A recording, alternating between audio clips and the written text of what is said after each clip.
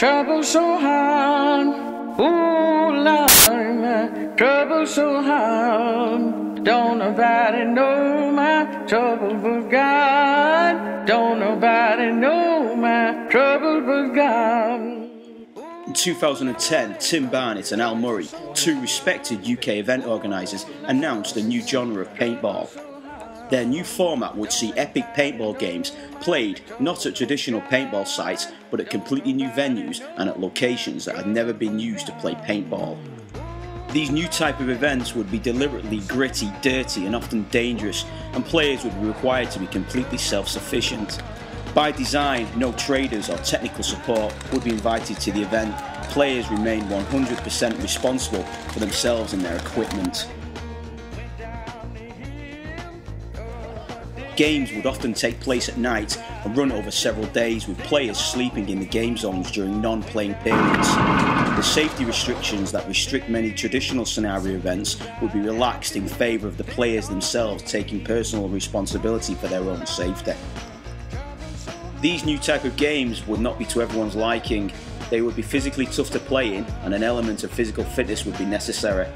But this new style of game also required a different mindset whereby all players would contribute to the event. For these new events, the game was the event. There would be no catering, no toilets, no tech support, no parties and no frills. Just gritty and dangerous paintball played at astonishing venues. If the best game meant that there would be only 20 players, then tickets would be limited to 20 players. If the best game required 500, then there would be 500.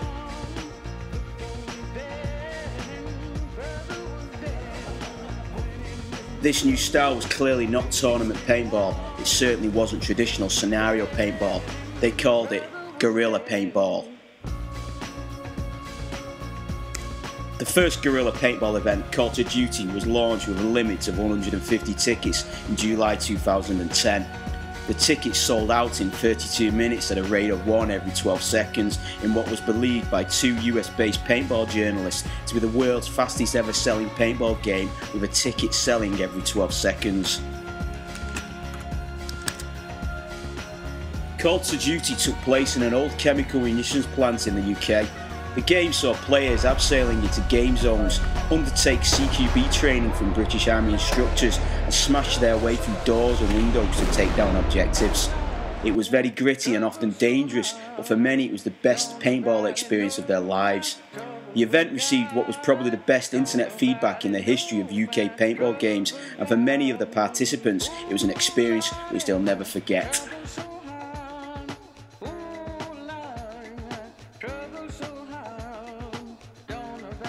November 2010 saw the launch of the second guerrilla event, Call to Duty 2. This time, fresh on the back of the success of the first event, the 400 tickets available sold out in just 13 minutes.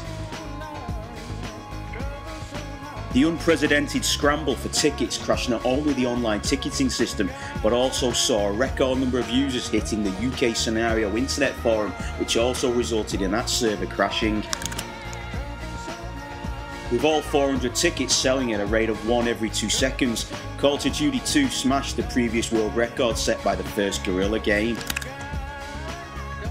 After hiring a factory for the first event, the organisers went one better and hired an entire town for the second event. The game would take place at an urban military complex in Wales in what was probably the harshest conditions that UK paintballers had ever faced. The event was played over 3 grueling days and 2 night games, with temperatures dropping as low as -14 degrees. Several players were hospitalised with hypothermia and other injuries, and many were physically incapable of completing the weekend. For many that did, it was again the best paintball experience of their lives, with players accessing games via sewer systems, blowing up Russian T-72 tanks and fighting from room to room using grenades and flashbangs. There were players from all over the world who flew in to play Call of Duty 2 for what was an intense and exhilarating 3 days of guerrilla paintball.